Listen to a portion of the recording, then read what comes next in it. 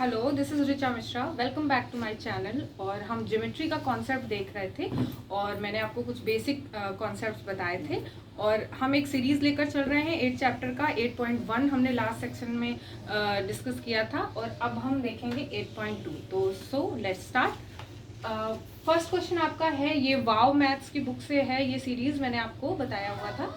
तो which of the following represent an angle in, ये 4 figure आपको दिए हैं, 4 ऑप्शंस हैं। इसमें ये आपको बताना है कि कौन सा जो फिगर है वो एक एंगल को रिप्रेजेंट करता है। ओके, तो ए में देखिए, आप पहले ये जानिए एंगल क्या होता है। एंगल तब फॉर्म होता है जब कोई दो रे या फिर मीट करती है या फिर इंटरसेक्ट करती है, तब आपका एक एंगल फॉर्म होता है। तो देखिए यहाँ देखते हैं, देखिए ये दो रे है लेकिन ये कहीं भी मीट नहीं कर रही है, ना ही मिल रही है और ना ही इंटरसेक्ट कर रही है, एक दूसरे को कट कर रही है, इसलिए ये एंगल नहीं हो सकता। फिर बी ऑप्शन पे जाते हैं तो देखिए ये एक रे है और एक रे ये है, यहाँ पर ये मीट कर रही है, ज्वाइन हो रही है, इसलिए ये एक एंगल फॉर्म कर रही है। ठीक है, इसलिए बी वाला ऑप्शन हमारा it is an angle. Okay, फिर देखते हैं सी ऑप्शन पे। तो सी पे भी आप देखिए ये वाली रे और ये वाली रे क्या कर रही है, यहाँ पे मीट हो रही है, ज्वाइन हो रही है, इसलिए ये भी एक एंगल फॉर्म कर रही है। So it is also an angle. Okay, फिर डी पर आते हैं तो ये देखिए दो है, ये ऑलमोस्ट पैरेलल लाइंस की तरह लग रही है, तो एंगल तो हो ही नहीं सकता। यानी फर्स्ट ऑप्शन में आपका बी और सी ये आपके एंगल फॉर्म कर रहे हैं। Okay, so let's move to the next question. Second आपका है इन द फिगर नेम। यहाँ पे एक फिगर ड्रॉ है, ये देखिएगा, और कुछ क्वेश्चंस पूछे हैं इसी फिगर से रिलेटेड, तो उसका आंसर हमें करना है।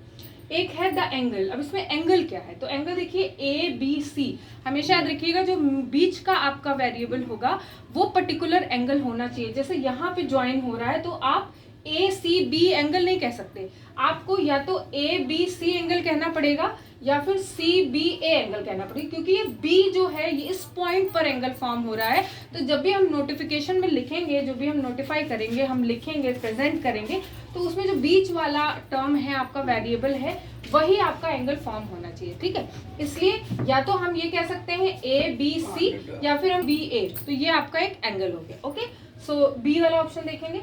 बी आपका क्वेश्चन है the vertex and the arm. B वाला देखेंगे, बी है the vertex and the arms of the angle. अब आपको इसमें वर्टेक्स बताना है और आर्म्स बतानी है एंगल की। ठीक है, तो वर्टेक्स वही आपका ये पॉइंट जो मेन पॉइंट होता है, ये आपका वर्टेक्स हो गया, यानी बी आपका वर्टेक्स है। उसके बाद आर्म्स क्या है इसकी, जिसको आप हिंदी में भुजाएं कह सकते हैं।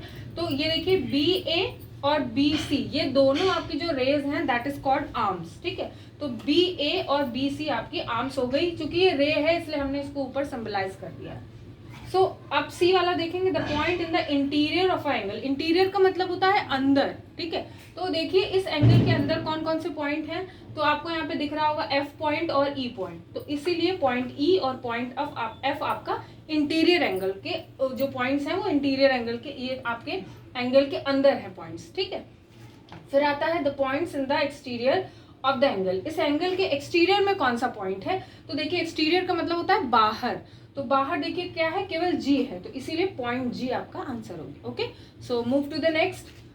फिर है आपका third, classify the given angle. आपको क्लासिफाई करना है, यानी टाइप्स बताने हैं कि जो एंगल्स यहाँ पर शो है ये कौन से एंगल है। तो देखिए ये आपका एंगल है 90 डिग्री है, आपको मैंने एंगल लास्ट लेक्चर में बताया था।